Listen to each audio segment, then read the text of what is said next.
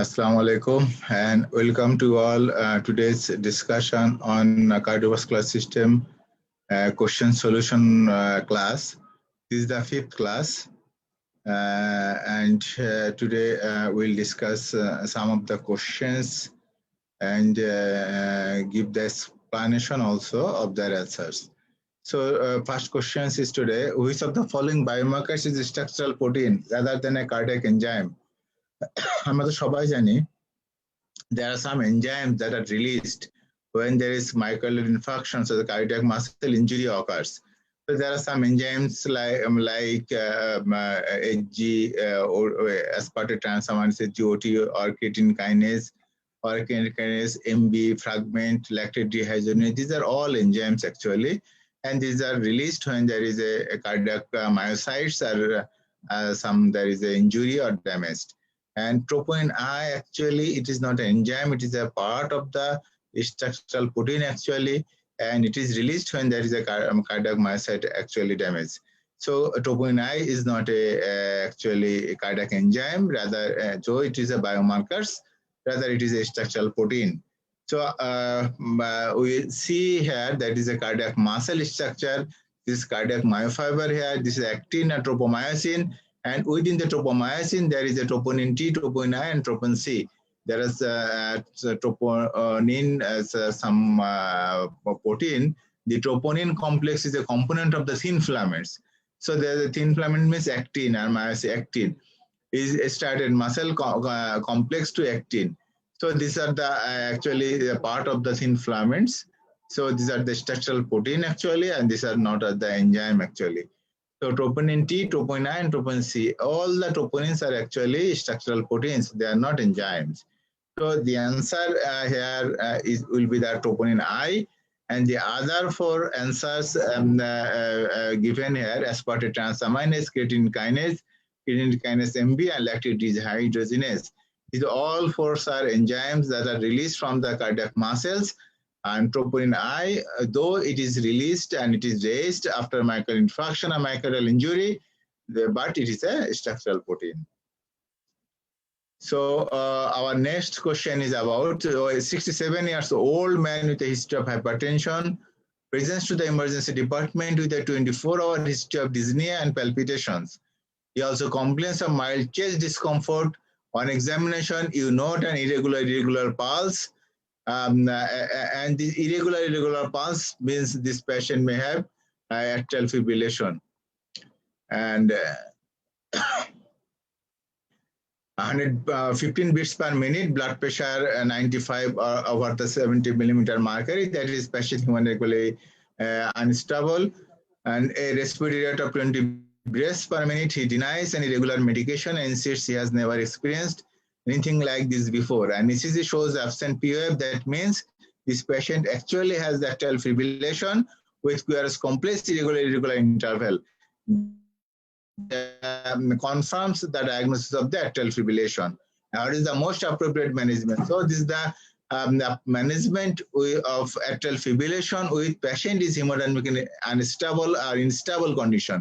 So when a patient comes with atrial fibrillation with hemodynamic unstable, that is his blood pressure is low and pulse may be tachycardic. So the first drugs or first intervention, what we should do, the patient, there are 5 options here. There's clopidogrel, direct current DC cardioversion, bisoprolol, IV adenosine, and digoxin.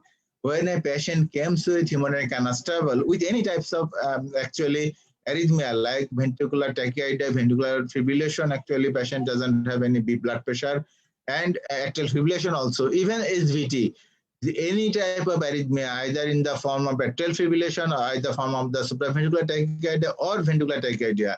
And if he or she is hemodynamically unstable or his blood pressure is less than 100, this patient should go directly DC cardioversion. So DC cardioversion is the treatment option when a patient comes with arrhythmia with hemodynamically unstable, and this arrhythmia is the cause of this hemodynamic instability.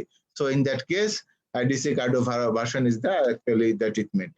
So if we see here that this is the management of the atrial fibrillation Here we see that if patient is hemodynamically unstable, this is the depicted here with purple color or pink color. So the treatment is DC cardioversion. So this patient should undergo DC cardioversion directly. This is the next another question. A patient has a stent placed in his right coronary artery. On return to the ward, he gets severe chest pain and becomes very unwell.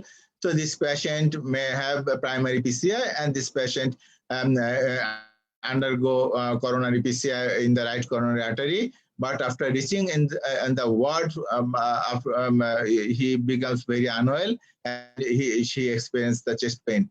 The nurse undertake an ECG and calls the interventional cardiologist to review the patient because she is concerned that he has a thrombosed stent. So there may be some ECG changes. Actually, that worried the nurse on duty, and she calls the interventional cardiologist or the duty cardiologist at once. And she suspects that this patient may have the stent thrombosis, the stent which is deployed, that is become thrombosed. What is this feature would suggest the stent has become occluded. So anterior T-wave inversion, you all know that right coronary artery supplies in the posterior wall of the ventricular septum or the right side of the heart actually. So anterior T-wave inversion ECG changes actually, this occurs due to closure of the LED maybe. Atrial fibrillation, actually this may occur in proximal part of the RC occlusion or proximal part of the left main coronary occlusion, because atria is supplied by the some sternodal branch from the or atrial branch of the right coronary or LED or left system. Atrioventricular block, we all know that AV node is supplied by the right coronary in the most of the cases, around 80% cases. This AV node is supplied by the right coronary artery. So if there is any occlusion of the right coronary artery, patient may experience atrioventricular block in the form of either first degree, second degree, or complete heart block, third degree heart block. So as the patient develop new atrioventricular block, so this may suggest this patient may have right coronary artery occlusion, and the stent that is already deployed, that may be thrombosed. So the answer should be atrioventricular block. There may be a ST lesion in 1, AVL, and V6. This is the actually lateral wall. This lateral wall usually supplied by the LCX, and ST lesion in V2 and V5. V2 to V5, this ECG changes usually occurs when there is actually interventricular septum or anterior wall of the heart is affected. So usually anterior wall of the heart is supplied by the LAD or left anterior descending artery. So this is not maybe the answer. So the answer should be the atrioventricular block. So this is the answer here. If we see the blood supply of the heart by the different coronary arteries, like right coronary arteries, left to main coronary artery that divides into LAD and LCX. Actually, these are the three main arteries that supply the total cardiac muscles and also the conductive tissues of the heart. As AV node is the part of the conducting tissue, and this AV node is usually supplied by the actually posterior branch of the right coronary artery. So if there is a disease in the AV node, or the AV node is affected, this may be due to the right coronary occlusion. We may go to the next questions.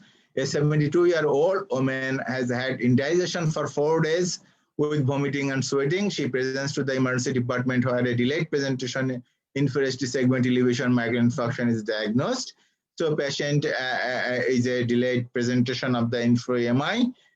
She was already developed QFs in the list 2-3 AVF. We all know that in inferior MI, there is a still elevation or there is a QF changes or TA changes, any type of changes actually occurs in the inferior leads, that is 2-3 and AVF. 1 day after admission to the hospital, she suddenly deteriorates with severe breathlessness. So this patient develops breathlessness, shortness of breath, low blood pressure, and sudden onset of pulmonary edema. So this patient develops cardiogenic shock, or this patient may develop heart failure with cardiogenic shock. So what is the most likely cause? There is acute papillary muscle rupture that it may be the usual cause that may occur. Usually in case of inferior MI, and this papillary muscle is supplied by the right coronary artery. So as the right coronary artery is involved, that is inframi all is supplied by the right coronary artery. So as there is a reinfarction can occur, or without reinfarction, if the papillary muscle dysfunction or papillary muscle infarction or rupture, that can lead to the development of the pulmonary edema, heart failure. Actually, papillary muscle rupture may lead to the development of the acute mitral regurgitation. That mitral regurgitation can lead to the development of the left ventricular failure actually. So this may be actually the answer here. Acute pericarditis. Acute pericarditis actually doesn't cause any severe breathlessness. Patient may have some the feelings of breathlessness, but this patient should not have low blood pressure due to acute pericarditis, or this patient should not have any sudden onset of pulmonary edema, development of sudden onset of pulmonary edema.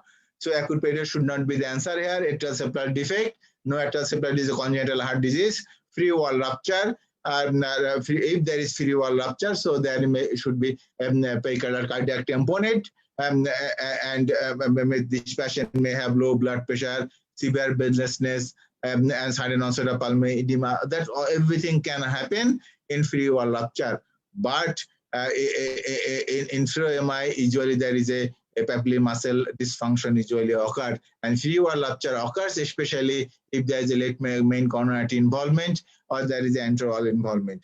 And there is mural thrombus. Actually, it takes some days to develop mural thrombus within the left ventricle if there is a left ventricular myocardial infarction. And as there is a infra-MI, usually in case of infra-MI, usually left ventricle is not actually does not involve so severely. So acute papillary muscle rupture is the answer here. Here we see that there are some mechanical complications may occur following acute myocardial infarction, especially inframyocardial infarction. If there is T changes in the inferior wall like 2-3 and AVF in the ECG, and this may affect the papillary muscle, then may papillary muscle dysfunction or papillary muscle rupture, because this papillary muscle is usually a blood supply from the right coronary artery. So if there is a right coronary artery blockage or right coronary artery infarction, that may lead to the development of the papillary muscle dysfunction or papillary muscle rupture. That may lead to the development of the acute left ventricular failure due to the development of the mitral regurgitation due to the papillary muscle dysfunction. This is another question. A patient admitted to the emergency department with severe chest pain and ST segment elevation, and deviation suddenly collapses and is found not to be breathing or have a pulse. So this patient severe chest pain, so patient has got ischemic heart disease and ST segment deviation, that is ST elevated MI maybe, but patient suddenly collapsed. So actually this is the arrhythmia-like complication or electrical complications of a myocardial infarction. Actually, a cardiac arrest call is made. What is the most likely cause of asystole? Maybe asystole, but is less likely. A complete heart block may occur, but a patient with complete heart block doesn't collapse suddenly, and patient should not have stopped breathing or don't have a pulse at that at once. The free wall rupture that may occur, but free wall rupture, it takes some time to be happen, and free wall rupture because following the myocardial infarction, free wall rupture may occur after 2 to 4 days actually.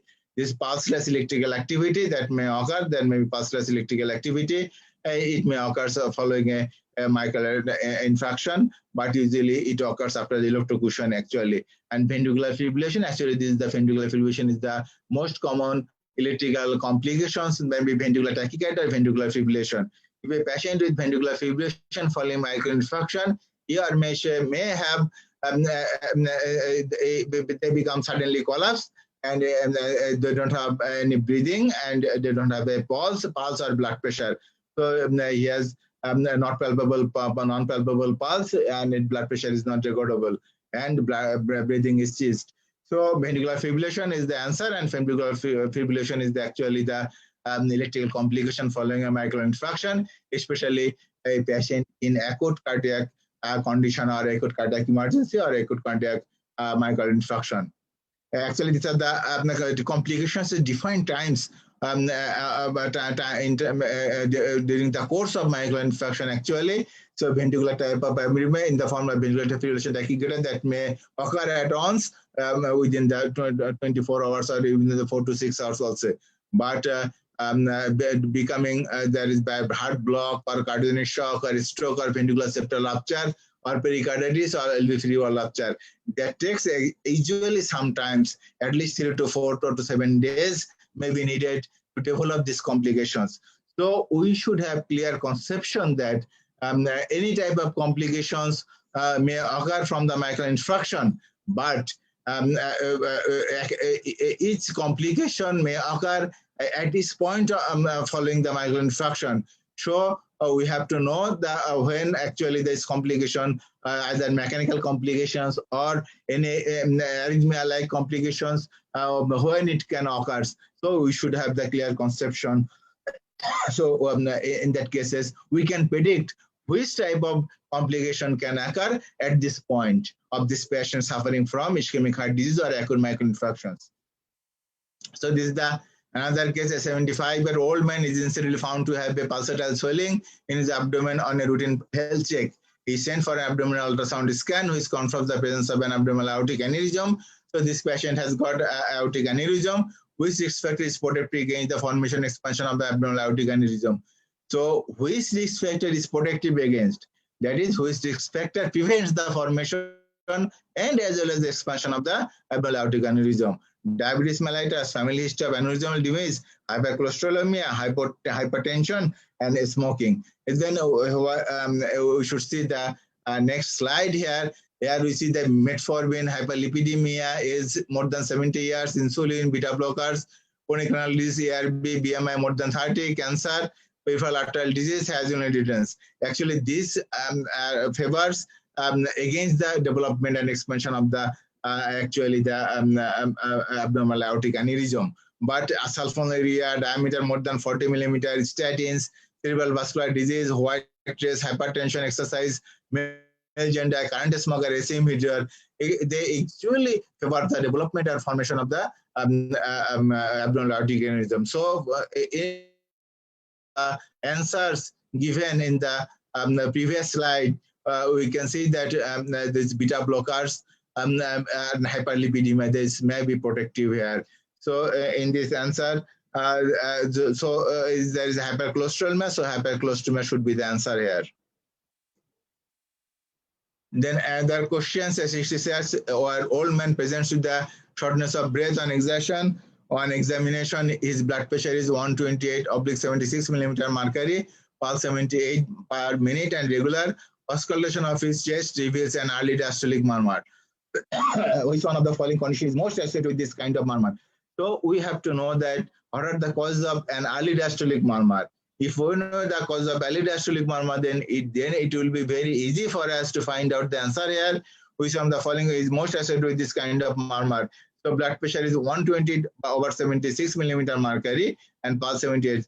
So atrial septal defect, mitral stenosis, hypertrophic cardiomyopathy, aortic regurgitation, and mitral regurgitation. We all know that aortic regurgitation usually causes the development of early diastolic murmur. So as there is an answer here, aortic regurgitation, so aortic regurgitation should be the answer of the early diastolic murmur. So the answer is D, that is aortic regurgitation. So we now move to the another question. A 39-year-old heavy smoker presents with calf pain when walking and is referred to a vascular surgeon for assessment. Which clinical feature would be the most reassuring? That is, a patient, what are the clinical features should be present? A patient suffering from peripheral vascular disease in the lower limb ischemia. So capillary refill less than 22 seconds, but it should have be more actually. There should be some time takes for capillary refill. As there is a arterial obstruction, so there should must be some time to be capillary refilled. Cold temperature, yes, that maybe that is an answer, but there are a lot of causes of the cold temperature of the peripheral extremity other than arterial occlusive disease. Hair loss, yes, there may be hair loss, but there should have a lot of other causes also to be hair loss in the lower limbs due to a blockage of the peripheral limb. And the pallor, yes, pallor also may be there's different causes actually, and different causes of different presentations also. Pallor may be due to many other causes. A patient may have pallor. And the last one is pulselessness. Yes, that should be the answer most appropriate. If a patient suffering from peripheral vascular disease and there is an arterial blockage, this patient should have less pulse feeling, or the absent pulse, may have absent pulse, or may have low volume pulse, or there is feeble, also called feeble pulse also. So that should be the answer here. Is the E is the answer. Here you see that, remember 6 P's. These are the features of acute ischemic limb. This is pain, pallor, pulselessness. The pulselessness should be perishing cold. That is poikilothermia. The paresthesia, that is a loss of sensation also. And even patient may have paralysis if there is acute limb ischemia. That is acute occlusion of the limb artery. So this is another question here. A 65-year-old smoker with hypertension is found to have an abdominal aortic aneurysm on population screening with ultrasound. That is another question from the abdominal aortic aneurysm. Which intervention will most reduce his risk, future risk of aortic aneurysm rupture? So what is the treatment here that may reduce his risk of aortic aneurysm rupture? The angiotensin converter enzyme inhibitor, beta blocker, smoke cessation, statin, warfarin, that is beta blocker. Actually, we should always give this patient blood beta blocker to prevent the rupture of the abdominal aortic aneurysm actually. Here is also the actually the answers that actually the against the point of expansion and formation of the abdominal aortic aneurysm, like metformin, lipidemia, insulin, beta, this is the beta blocker. So beta blocker should be the answers there. A patient develops a blood complex tachycardia 2 days following a myocardial infarction. Intravenous amiodarone is given. So amiodarone is given. Which one of the following best describe the primary mechanism action of amiodarone? So here the questions wants to ask the mechanism of amiodarone.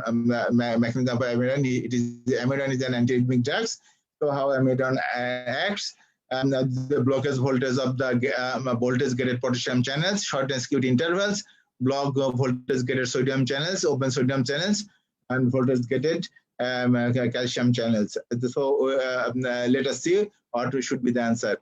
So here from the this slide, we all know that class 3, that is amiodarone, sotalol, these are class 3 antiarrhythmic drugs. And what they actually do, they do the block of the potassium channel. So potassium gated channel that blocks the potassium gated channel. So what should be the answer here? The blocks voltage gated potassium channel. So see, this is the answer. That is A is the answer here. So amiodarone blocks the potassium channels. This is another question here. Limb ischemia can take many forms as varied causes. This may result in sudden acute vessel occlusion from the arterial spasm or thrombosis or more chronic processes. What is the most likely underlying cause of severe limb ischemia in an otherwise well, thin, 30 years old, heavy smoker? So what should be the answer here? What is the most likely underlying cause of severe limb ischemia in an otherwise well, thin, atherosclerosis, atrial fibrillation, Bursard's disease, diabetes mellitus, Raynaud's? What should be the answer here actually? So as this patient has got 30 years old, heavy smoker, as we know, the smoking is a strong predictor or a strong risk factor for developing Bursard's disease. So this patient may have Bursard's disease, as it is told here that this 30 years old man actually don't have any other disorder also. So this patient should have don't have diabetes mellitus, or there should be some underlying cause that can cause atrial fibrillation, atherosclerosis, or energy. So otherwise the patient is healthy. So this patient, he's a heavy smoker, so this patient should have Bursard's disease. So though actually we see any Bursard's disease in the Dhaka Medical College outdoor or in the admitted patients, actually this patient have a history of heavy smokers, but this patient, we saw that this patient actually some aged people actually, But here this patient is very young, 30 years old, heavy smoker. So here we see that there are a lot of causes that may lead to the acute limb ischemia, the atherosclerotic cardiovascular disease, arrhythmia, atrial fibrillation, valvular heart disease, aneurysm, idiopathic, trauma. There may be some thrombosis that can lead to the development of the acute limb ischemia, like hypercoagulable state, trauma, dissection, nitrogenic. There are so many causes actually that can cause the development of the acute limb ischemia. That is, there is certain blockage of the limb that supply. There's certain blockage of the artery that supplies the limbs. So this is another question here. A 65-year-old man with known hypertension presents with severe central chest pain that radiates between his shoulder blades. He is sweaty with a BP of 200 by 100 millimeter mercury in his right arm, a pale left arm, and ECG showing sinusoidea. His chest X-ray shows mediastinal wording. A computed tomography can show the type A aortic dissection. Which of the following is known to reduce the mortality? And this is another question of aortic dissection, aortic aneurysm, and now there is a complication of the aortic aneurysm. So this patient may develop and dissection of the aortic aneurysm. So what is the following? So what is the actually most important factor that prevents the further morbidity, also the mortality of this patient, or that reduces the further expansion of the dissection of this aortic aneurysm. So anticoagulant should not be, because anticoagulation can also enhance control of the blood pressure. Yes, this is the most important factor that prevents the expansion of the dissecting aortic aneurysm actually. So control of the blood pressure is the right answer. Intravenous beta blocker maybe, but intravenous blood pressure control is the main thing actually. You don't see your sending out prevention of the beta blocker, prevention of the limb or renal ischemia. No, actually we should control the blood pressure at first actually. So actually these are the different guidelines for patients having aortic dissection. There may be some medical therapy like the control of the blood pressure less than 130 by 85 millimeter mercury. And that should be the lifelong beta blocker. It should be, but in acute emergency condition, blood pressure control is the most important thing to treat a patient having dissecting aortic aneurysm. So this is the question, and I think that this is the last question today. You are seeing John, a 50-year-old man who is complaining of central constrictive chest pain. Walking up the stairs triggers the pain.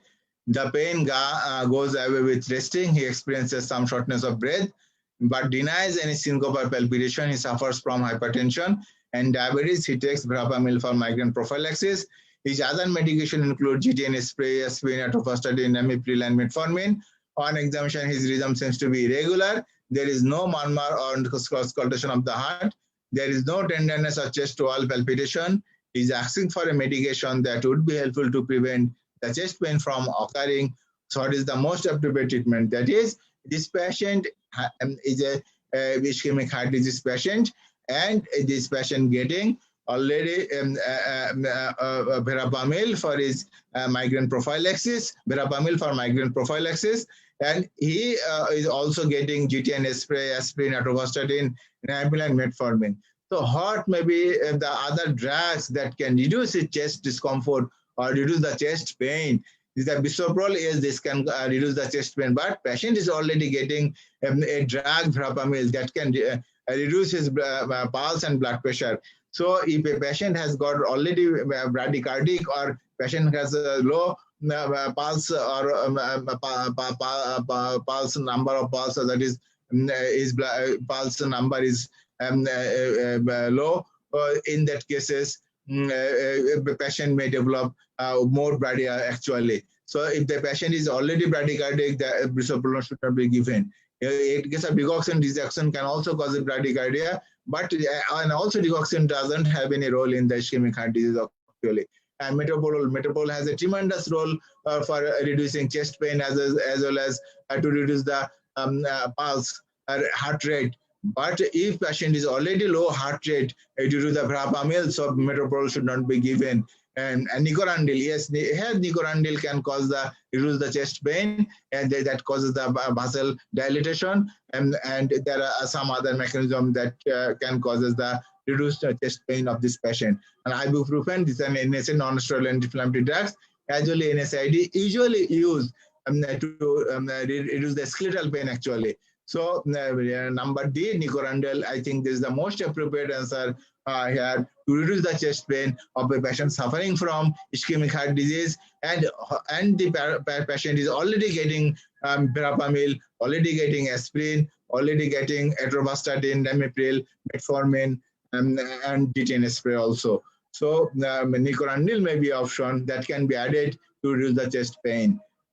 And if the patient have pulse heart rate is high, at least more than 70, in that case, you can add bisoprolol or metoprolol along with verapamil. But in a patient elderly age group, we should cautiously use the two drugs that can reduce the heart rate.